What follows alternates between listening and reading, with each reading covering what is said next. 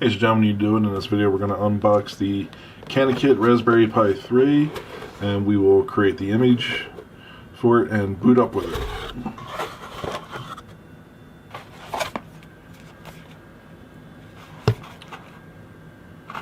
Comes with the premium case,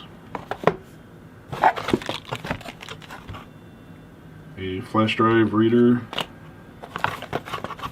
the Raspberry Pi 3 itself, and there's an extra note that the SD card is inside of here. So we're going to set that on the side and come back to it. Comes with the power supply and an adapter on-off button for the USB. Lastly, some documentation and the heat sinks. These are really important to put on because the Raspberry Pi can become hot. The Raspberry Pi. Okay, here's the Raspberry Pi. We then have the SD card. This is the premium kit, so it comes with the Samsung SD card. That is really important in my opinion because I've purchased other kits before and they come with a no-name brand SD card and the SD card ends up failing.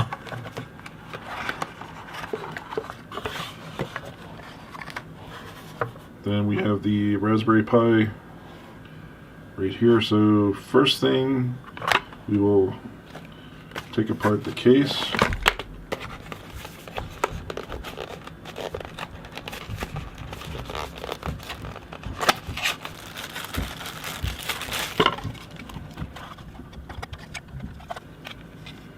So this is in 3 pieces.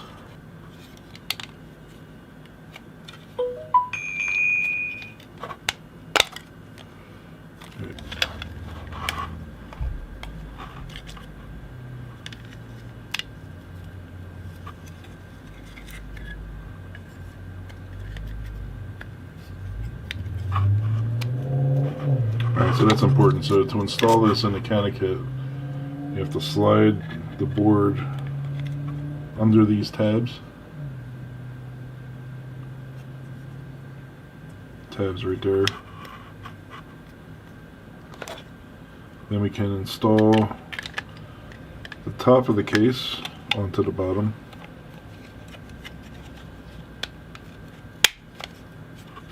Snaps into place. So there is the access to the SD card. And then we will leave the top off. Okay, next we want to install the heat sinks.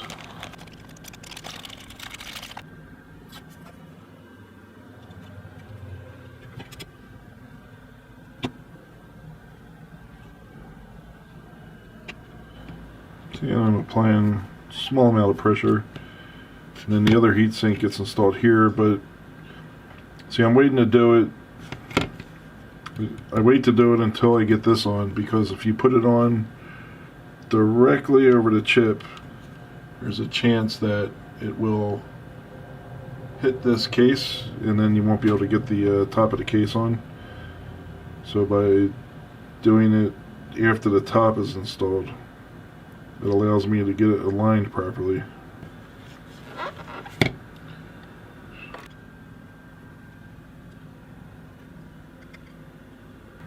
You can see the heatsink is installed, and this smaller heatsink is installed here.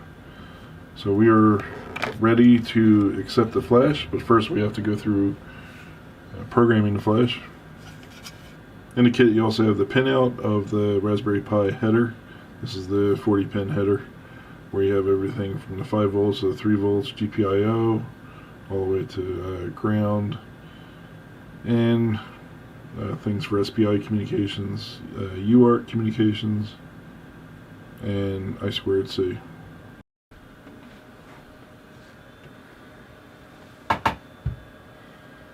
Okay, now we have the SD card.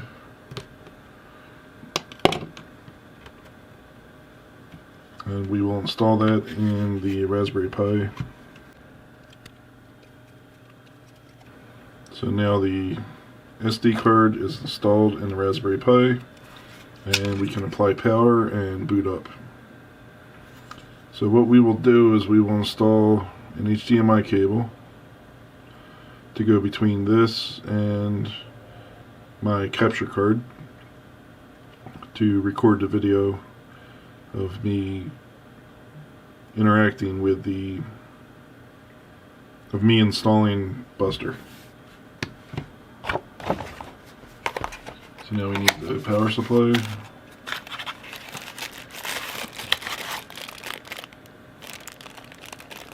Which I already have one here, so I'm going to put this one back in the case. So here's my power supply, and that gets installed here. HDMI cable here, and then I have a little mini keyboard that I can plug into here.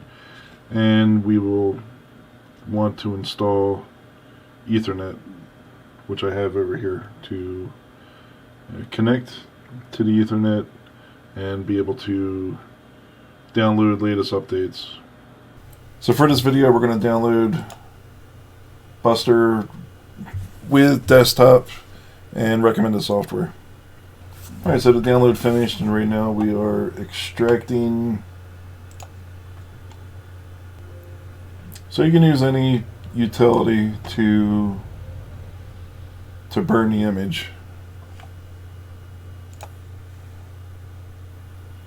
So when you have Balena Etcher open, click on Select Image, navigate to the drive where you have your image, select it.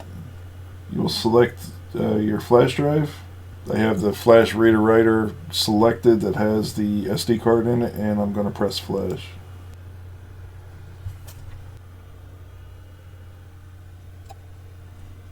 So now the image has been completed. It is now installed on the SD card.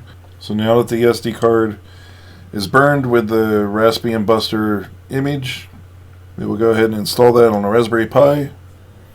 Okay, so now we're booting up the Raspberry Pi, and this takes some time.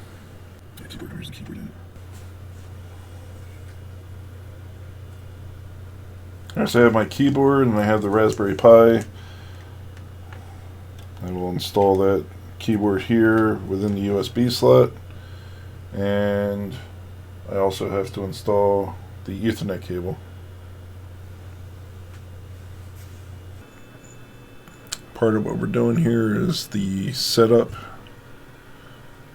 and we're going to select English.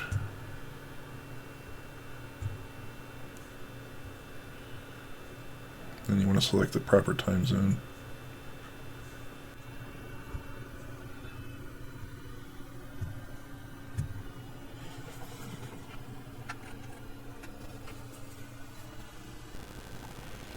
Alright, and for the password, the username and password is Pi is the username, and Raspberry is the password. We will leave that the password, so I'm not going to change it. Does the screen show a black border around the desktop? I'm not even going to check that, because last time I did, it changed the resolution, so it was outside the bounds and it was really tough to see it, so I'm going to leave it right like that. Alright, so I'm going to skip searching for networks. Operating and application systems will be checked and update if necessary. Alright, so this could take some time. This is the latest version of Buster that was downloaded, but you know, after in between major releases or even updates, there's applications that change over time.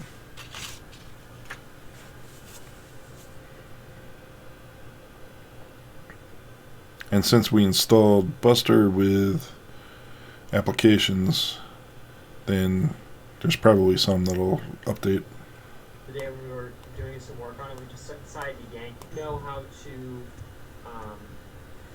assemble the machine, and they're already going, how do I upgrade the firmware? And I'm like, you shouldn't be even thinking about that. Alright, so now that the updates are complete, we're going to restart. Now that the Raspbian is up to date, we want to set it up so that we can use it in an embedded systems type environment for experimentation. with some electronic components where we'll talk over the UART, we'll talk over I2C, and we'll talk over SPI. Maybe using the GPIO pins to interface with some electronics. So we will go to Raspberry Pi configuration.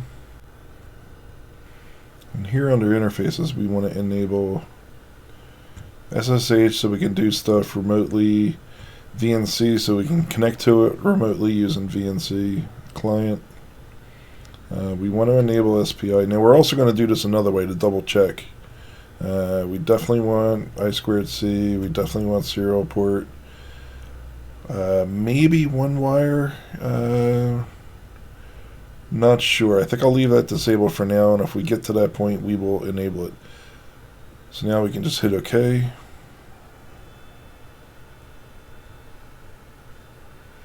And yes to reboot.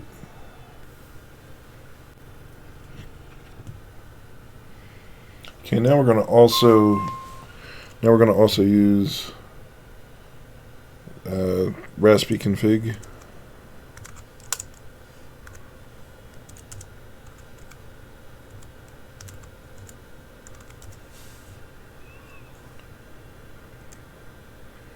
Then we're going to go down to interfacing options, and we're going to do the same thing just to enable everything that we already enabled.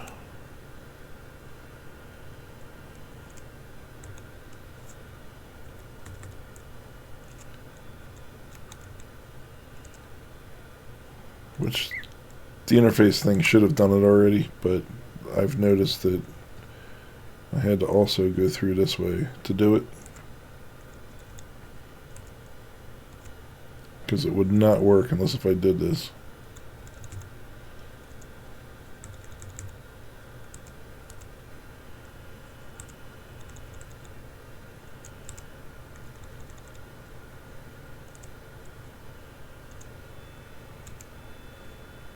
Okay, there we go.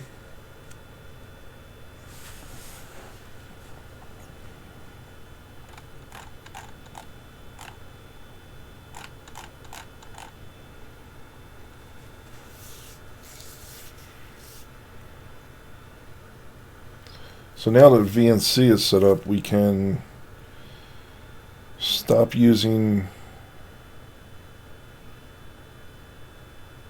Now we can stop using the HDMI port connected to a monitor, and now we can use VNC. So we have to identify what our IP address is. It's ifconfig.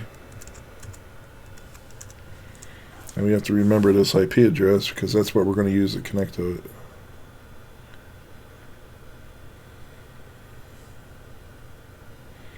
So our IP address is 168. So we got 192.168.1.168.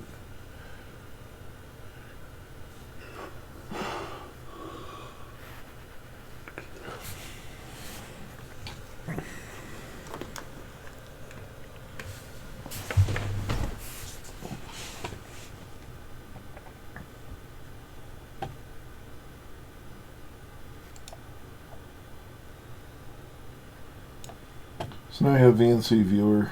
We will take this one and duplicate it. And we're going to rename this to 168.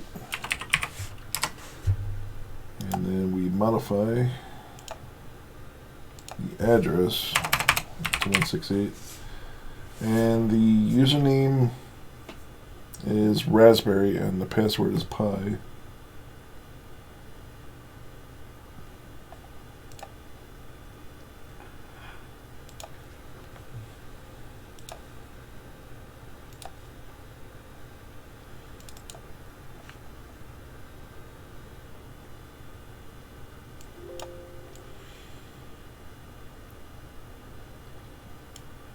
Okay, so now when you duplicate an existing connection, you're going to get an error when you try to connect to it, and it's just because of the authentication that was used. So that's okay, because I'm going to hit continue and it'll update the new catchphrase and signature. And now it's asking for a username and password. So username Pi, password Raspberry.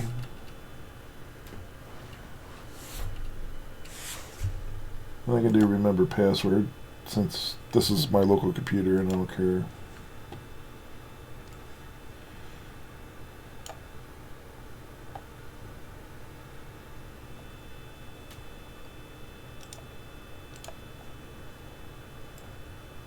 So now here you go. Now we are connected from our Windows 10 PC to the Raspberry Pi through VNC, which gives us direct control of the screen, as if we're looking at it directly connected to a monitor.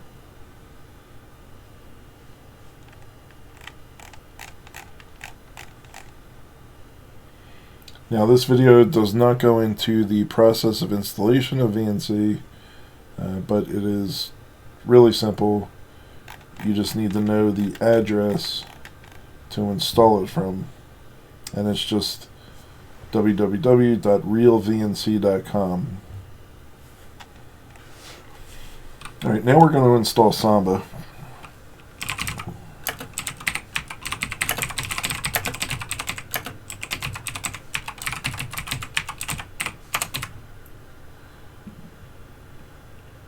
Alright, so this will do the full install of Samba.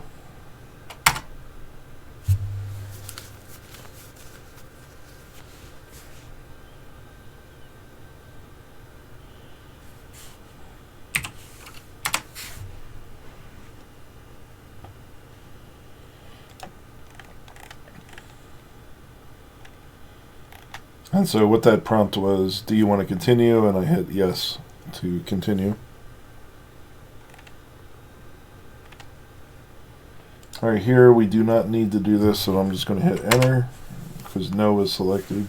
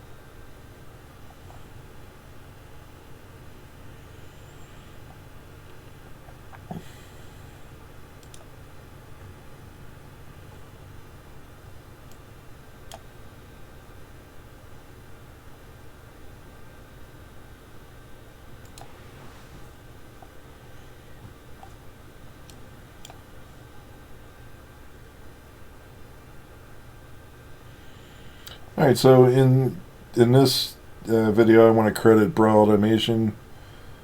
Have a link to their video that shows how to install Samba and get it working pretty quickly.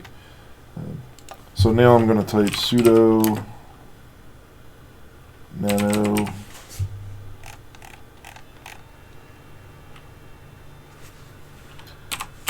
/etc/samba/smb.conf.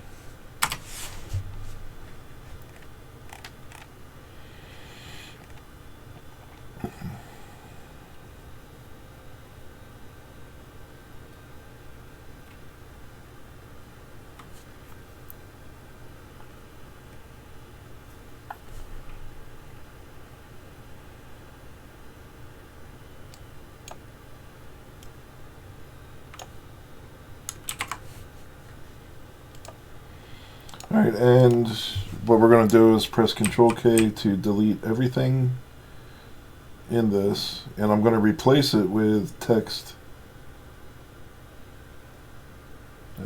as instructed by Braille Automation that works. So this is the text. It'll be available in the description of the video. And this is everything that you need to connect locally. And then we're going to write the file. So I press Control O, hit Enter, Control X to exit.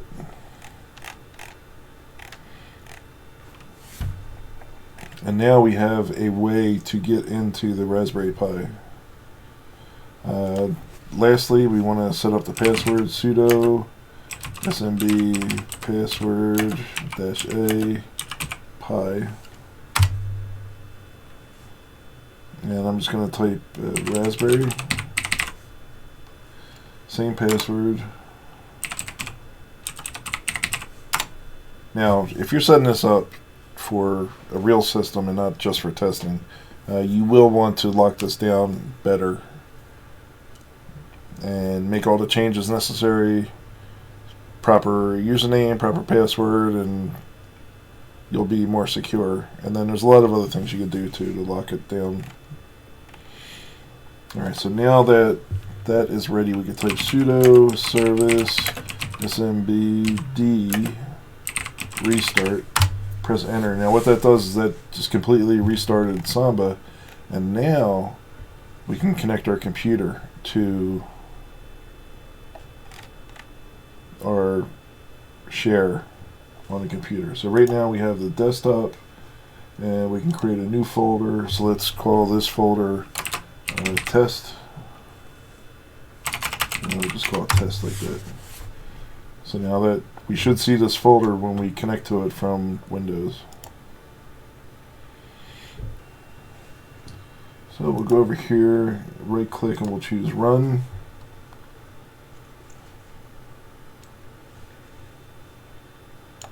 And I'm going to type //102.168.1.168. And it pops up with the window, and we have to enter username and password. So that's Pi and Raspberry. We'll remember the credentials. And now what's cool is that we have access to the home Pi, and we want to go to desktop and test, and there's our test folder. So we can create a new text document.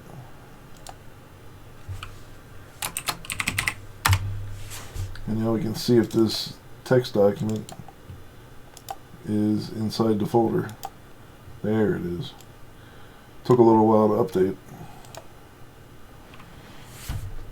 So there's our file that we can see on our other computer. So now we have access. Now this will be critical for transferring files from our compiler to this computer. Alright, next we want to install Mono. So there's a few things that we need to do to set this up for Buster. And Mono is the actual .NET application that will it's the distribution that'll let us run .NET within the Raspberry Pi. Alright, so now we're going to install Mono. I'm going to make this window larger now.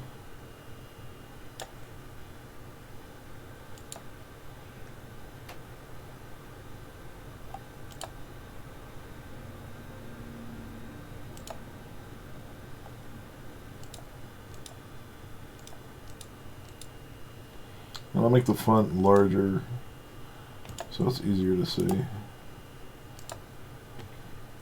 So now this is how we're going to install Mono. There's several steps that we have to do, including some apt-get updates and some apt-get installs. And these operations right here are pretty quick. But then once we get to the actual install, it's going to take some time.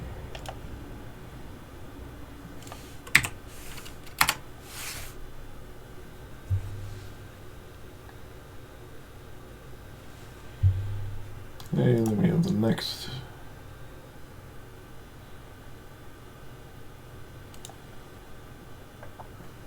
And these lines will be included within the description of this video and also on my blog.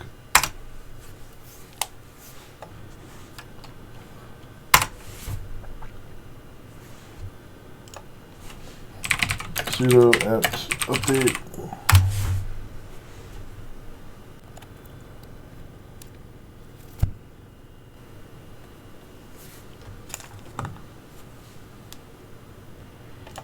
And then we can install mono sudo apt install mono-complete. Now this is important so that we get the entire package. We want to do mono-complete.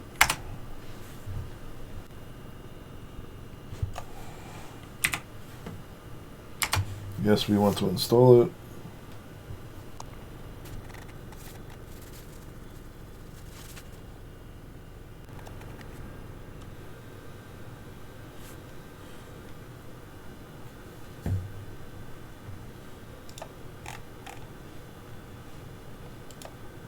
Alright, so now that we have mono installed, we need to update it. So we'll get the updates.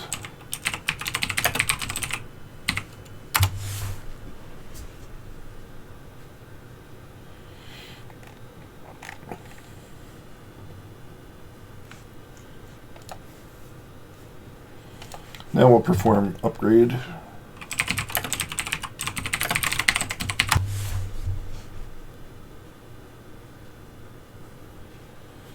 And that's affirmative, so I'm entering yes.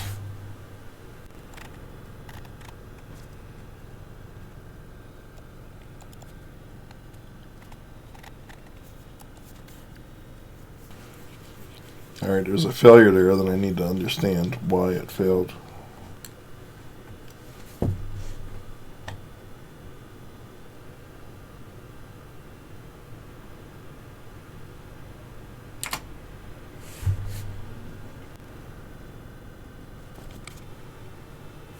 Okay, now we'll try this one more time. Upgrade.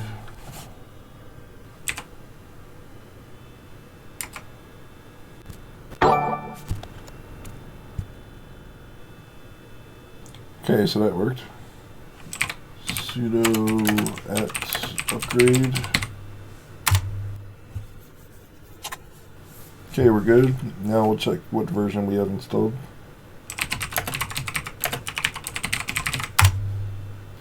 Alright, now we have the latest version of mono installed. Now we'll need to install the I2C Tools, so sudo apt get install I2C Tools. Alright, now we can do a reboot. So everything is done properly, we are ready to go. Alright, so we're going to create a console application within Visual Studio 2019.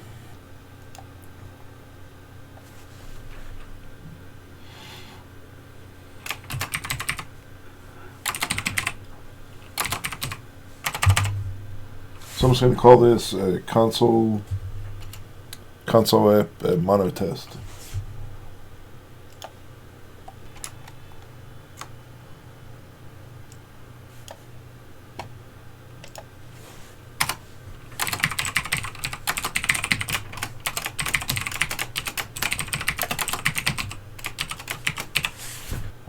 I will also perform a debug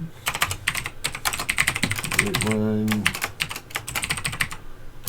world, and we just have to pull in diagnostics,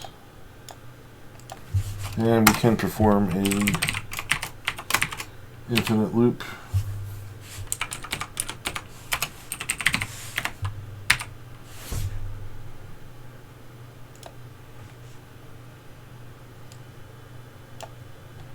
So that when I run it, that's what happens. And then just press Control-C to exit. So we proved that this works. Now what we have to do is navigate to this folder. Okay, so here's the folder. So we want to copy the debug contents. Copy the debug contents over to this folder.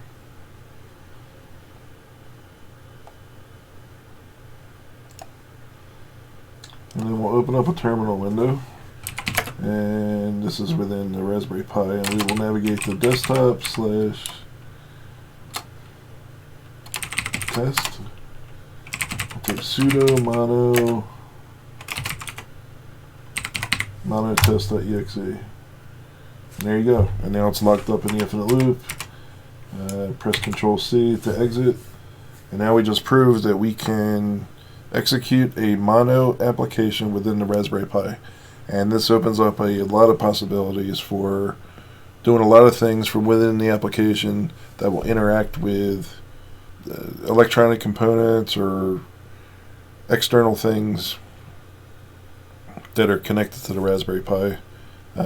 But we can also interact with things over a network, things over the internet.